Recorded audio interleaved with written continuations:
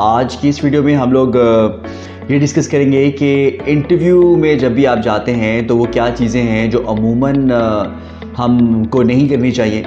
सबसे पहली बात तो ये जी कि आपको याद रहे कि जब भी कोई शख्स इंटरव्यू में जाता है वो बेसिकली दूसरी पार्टी को, दूसरे लोगों को अपने बारे में ये बताना चाह रहा होता है कि मैं किस तरीके से आपको और आपकी कंपनी को या उस जगह को जहाँ पे मैं काम करना चाहता हूँ फ़ायदा पहुँचा सकता है। अब फ़ायदा ही है जिसकी वजह से कोई भी शख्स किसी जगह पे जाके काम करता है, या फिर फ़ायदा ही है जिसकी वजह से कोई किसी के साथ ज़्यादा देर रुका रहता है। हर एक चीज़ फ़ायदे से जुड़ी हुई है।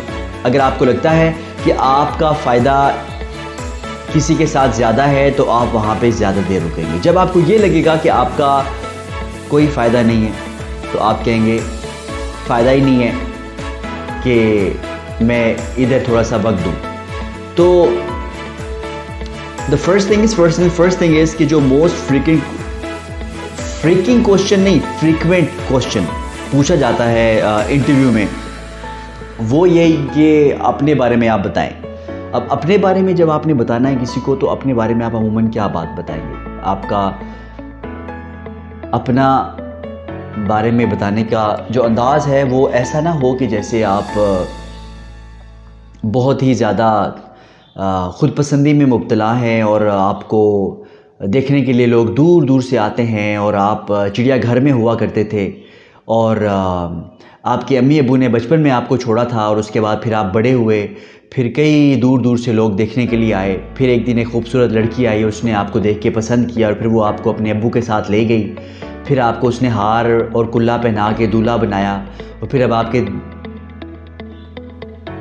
बच्चे हैं। मतलब ये सब की सब बातें अगर स्टोरियाँ अपने बारे में ही बताते रहेंगे तो कंपनी वाला कहेगा भाई कि आपके चिड़ियाघर में जाने से मुझे क्या फ़ायदा हुआ। तो आप ये बताएंगे कि भाई आप मुझ पर टिकट लगा सकते हैं, और अगर टिकट लगाएंगे तो फिर लोग मुझे देखने के लिए आएंगे और फिर आपको पैसे मिलेंगे। तो इसी तरीके से तमाम साथियों को मैं गुजारिश करूँगा कि कोई भी बात अगर आप अपने बारे में बता रहे हैं तो आपने ये बताना है कि ये जो मेरे बारे में मैं बात कर रहा हूँ इस बात की वजह से आपको या आपकी कंपनी को क्या फ़ायदा होगा। तो अगर बात समझ आ गई तो ठीक है, अगर नहीं आई तो फिर मैं दूसरी वीडियो नहीं बना सकता। ये एक ही वीडियो है। और मैं बताता चलूँ कि वो सब साथी जो मुझे जानते हैं वो मुझे अच्छे तरीके से जानते हैं, और जो साथी मुझे नहीं जानते मैं आप सब लोगों का बहुत बहुत शुक्रगुजार हूँ कि आप लोग जो है मुझे कुछ देर के लिए, उस वक्त के लिए देख रहे हैं। तो जी सीधी सी बात है, कहीं भी इंटरव्यू के लिए जाएँ आप तैयार होकर जाएँ, ठीक है। जब कोई शख्स लाहौर जाता है, कराची जाता है, किसी सफ़र में, शादी में या किसी दावत में जाता है, वो हमेशा तैयार होकर जाता है, ठीक है। एक ही टिप है, आपने तैयारी करनी है। क्या आपको कुछ लिख के याद करना पड़ेगा? जी हाँ, आपको तमाम सवालात लिखकर, उनके जवाबात लिखकर याद करने पड़ेंगे और फिर उसकी प्रैक्टिस करनी पड़ेगी, उसको रिहर्स करना पड़ेगा, और फिर आप तैयार होके जाएं। तैयार, बस ये एक ही टिप है। इंटरव्यू के लिए तैयारी करके जाएं। ऐसे ना जाएं जैसे आप क्रिकेट खेलने के लिए जा रहे हैं, ऐसे ना जाएं जैसे आप गेमिंग जोन में आए हैं, बल्कि आप इंटरव्यू में वैसे जाएं जिस तरीके से इंटरव्यू में जाने का हक है।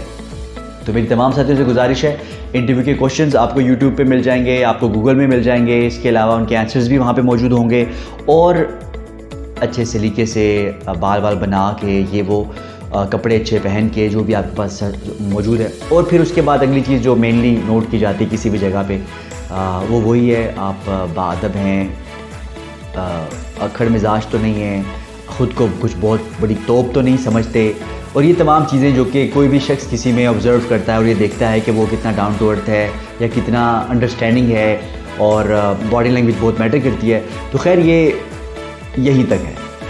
तैयार होंगे तो यकीनन आपके चांसेस 30-40% से बढ़कर 70-80% तक जा सकते हैं। उसके अलावा फिर बहुत सारी बातें होती हैं, ऑफ कोर्स आपका एक्सपीरियंस है या नहीं है, अगर है तो चांसेस बढ़ जाते हैं, और भी बातें हैं। लेकिन ये उन तमाम लोगों के लिए जो फर्स्ट टाइम इंटरव्यू के लिए जा रहे हैं, और सबसे बड़ी गलती, हज़ारों इंटरव्यूज़ लिए हैं उसमें बस यही देखा, तैयारी नहीं की। फिर उनको बताओ भाई तैयारी करके आओ, और वही शख्स अगर तैयारी करके आता तो यकीन मानिए वो ज़रूर हायर हो जाता। अल्लाह रब्बुल इज़्ज़त से दुआ है कि अल्लाह पाक हम सबको आखिरत की इसी तरीके से तैयारी करने की तौफीक अता फ़रमाए। अस्सलामु अलैकुम वरहमतुल्लाहि वबरकातुहू।